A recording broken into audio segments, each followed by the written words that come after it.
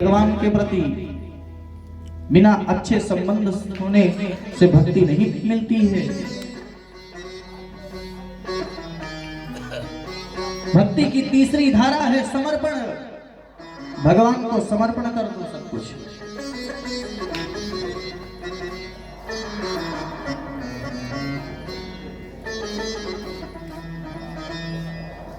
ये बिल्कुल सत्य है मां,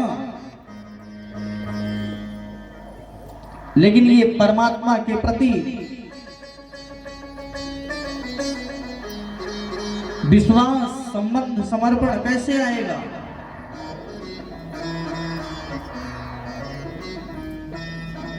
कपिल भगवान बोले, मां यह सब केवल कीर्तन से आएगा,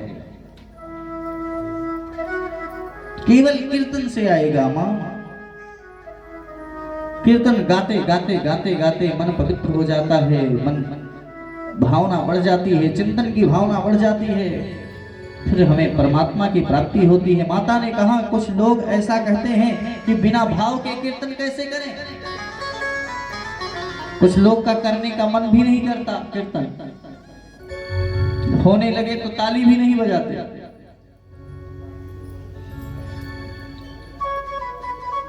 कपिल बोले बिल्कुल नहीं मां, कीर्तन तो बिना भाव के भी हो सकता है, बिना भाव से करो।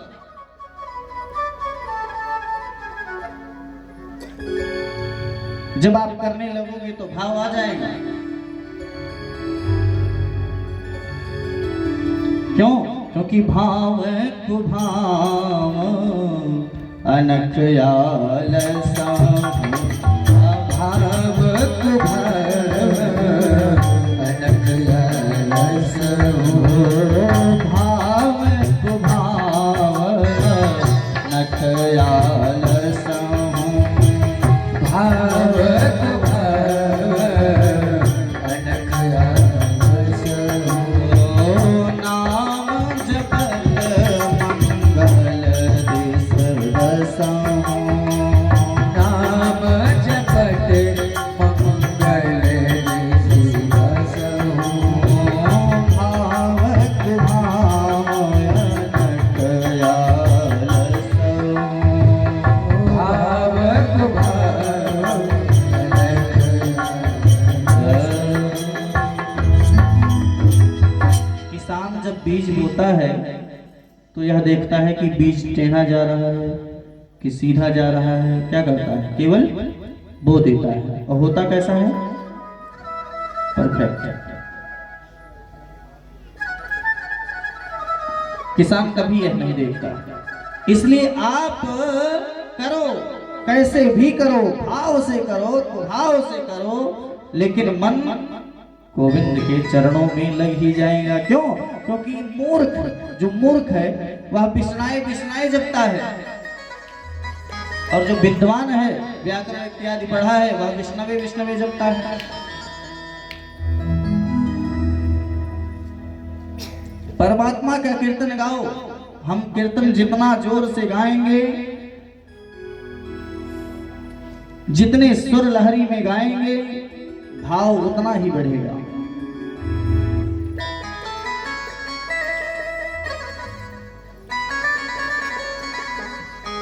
इसलिए मां प्रत्येक परिस्थिति में गोविंद के नाम का गुणगान करना चाहिए।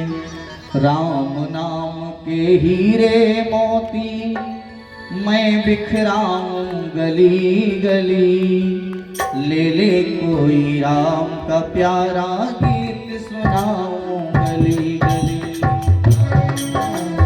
हीरे मोती मैं बिखराऊं गली गली, ले ले कोई राम का प्यारा सुर बचाऊं गली गली, ले ले कोई राम का प्यारा सुर बचाऊं गली गली।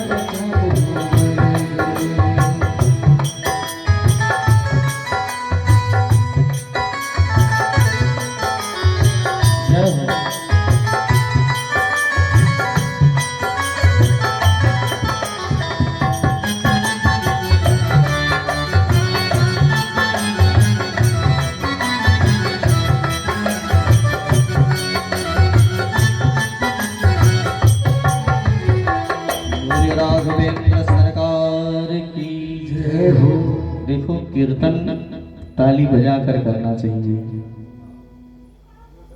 हैं? पूछो क्यों? कीर्तन में ताली बजाने से हस्त की रेखा बदल जाती है, हैं?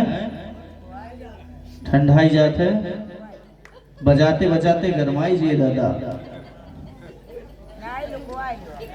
कीर्तन में ताली बजाने से हस्त की रेखा बदल जाती है, ऐसा यज्ञ मीमांसा इत्यादि कहते हैं।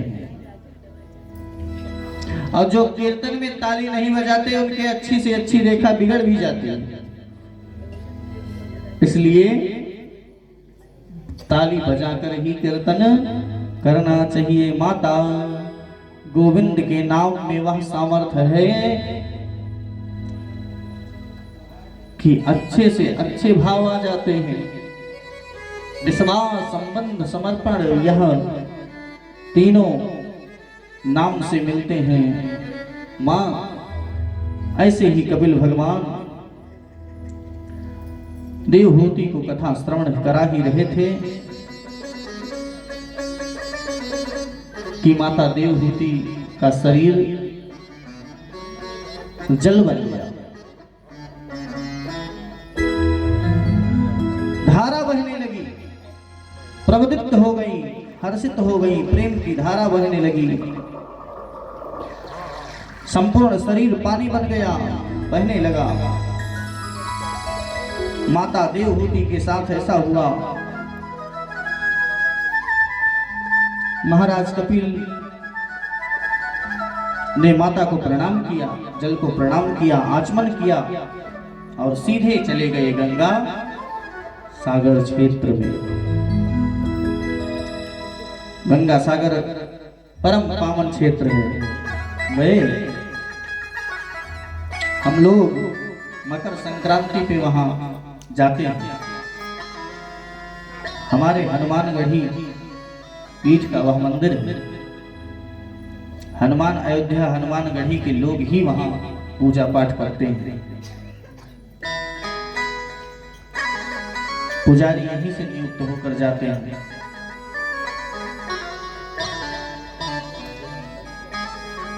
कपिल भगवान गंगा सागर में चले गए। बड़ा सुंदर स्थान है कपिल भगवान का। बोले कपिल भगवान की जय।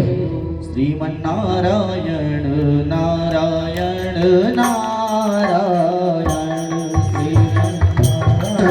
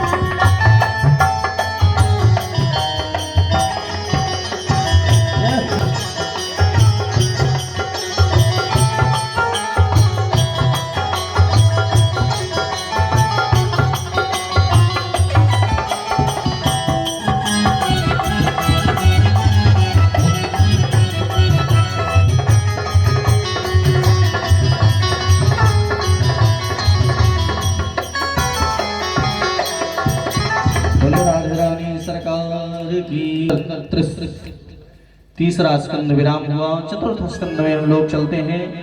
माता देवहूति का वंश आगे नहीं चला, बस कपिल भगवान तक ही रहा।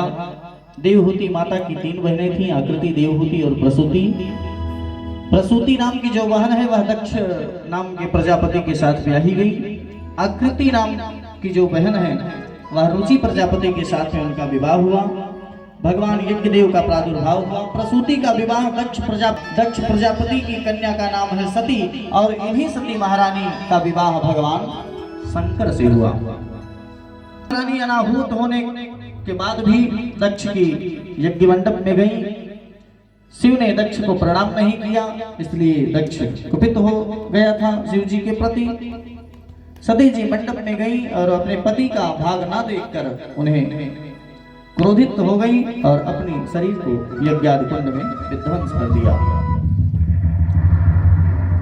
भगवान शंकर को क्रोध आया और अपनी जटा से एक बाल उठाकर पटका। वीरभद्र नामक वीर प्रकट हो गया और यज्ञ में जाकर यज्ञ विध्वंस कर दिया। भृगुवाद जितने भी आचार्य थे सबकी दाढ़ी नोच डाली। शंकर जी ने नारायण का स्तवन करके सती के देह को लेकर चले गए।